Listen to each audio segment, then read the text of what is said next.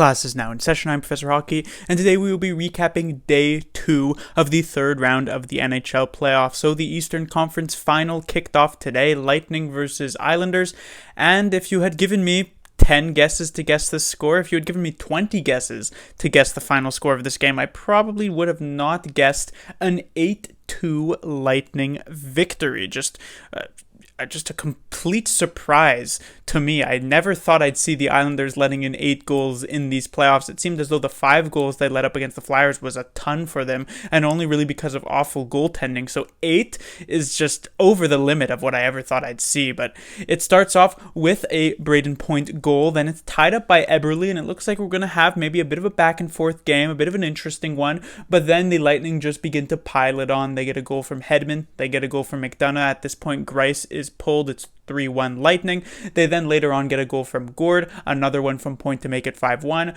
another one from Kucherov to make it 6-1. Then the Islanders do make it 6-2 with Leddy's goal, but you would not stop the Lightning. Less than a minute later, Palat would make it 7-2, and eventually Gord would get a second one on the game to make it 8-2 final score. So just destruction here by the Lightning offensively. Good news for them is basically everything. The defense was solid. Vasilevsky was solid. Obviously, the offense was extremely on point. And I think one of the biggest things here is that they really asserted themselves in this series against the Islanders. Each of the previous series that the Islanders have played, they've always shown up and just dominated in Game 1. That Game 1 against the Flyers, shutting them out. Game 1 against the Capitals in the first round, dominating them. Game 1 against the Panthers in the play-in rounds, also dominating them. And so the fact that the Lightning were able to come into this game and not only play well, but just destroy the Islanders, at least on the scoreboard, by a score of 8-2 is a huge tone setter for this series. It really shows the Islanders that they are here to play, and it seems as though every single player on the Lightning at the moment is on this exact same page.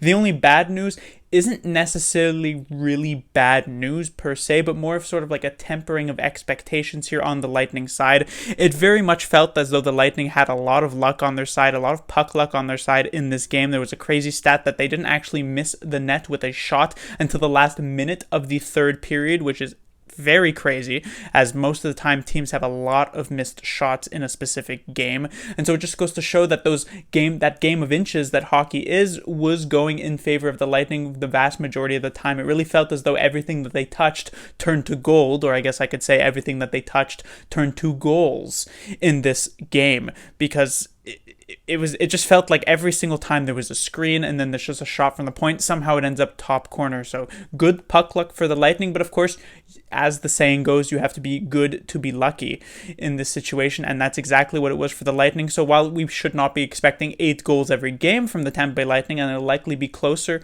games as we move on in this series, the Lightning have definitely set themselves up well in this series.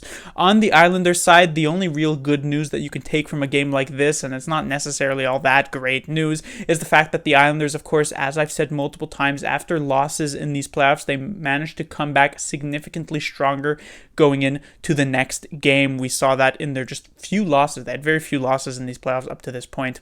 And the only time where they actually lost 2 games in a row, which was games 5 and 6 against the Philadelphia Flyers, it was game 5 that they played quite poorly. But in game 6, they were dominant over the Flyers on the ice. It was just bad goaltending that ended up costing them that game. So I suspect going into Game 2, it'll be a much, much closer game, and the Islanders definitely still have a chance and are alive in this series.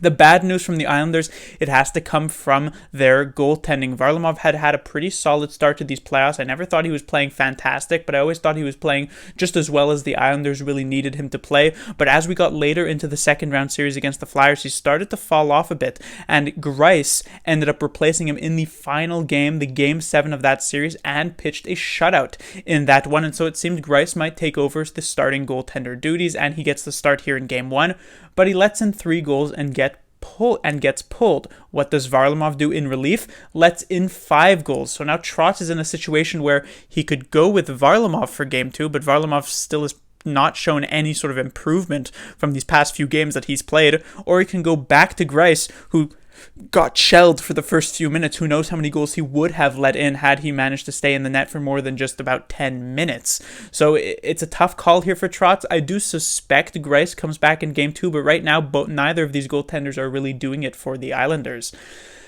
And then I should also mention that this felt like a very down game from the Islanders defensively. I felt like there were a lot of very, very weak plays in this game. There were a couple of these goals scored. It's kind of hard to keep track of on which ones since there were 8 goals, but a couple of them where the Islanders defense were really just letting the Lightning get into the eyes of their goaltender, either Greiss or Varlamov, just not really boxing them out at all, which is something rare we see from the Islanders.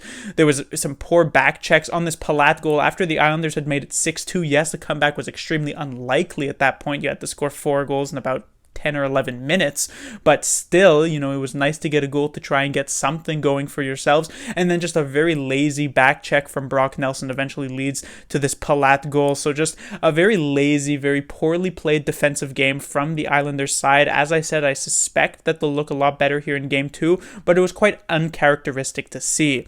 But that would do it for this recap. In terms of my prediction, I had said the Lightning would win in 6 games, and with how this game has gone, it seems as though at least my pick for who to win the series is looking quite good thus far. Class dismissed.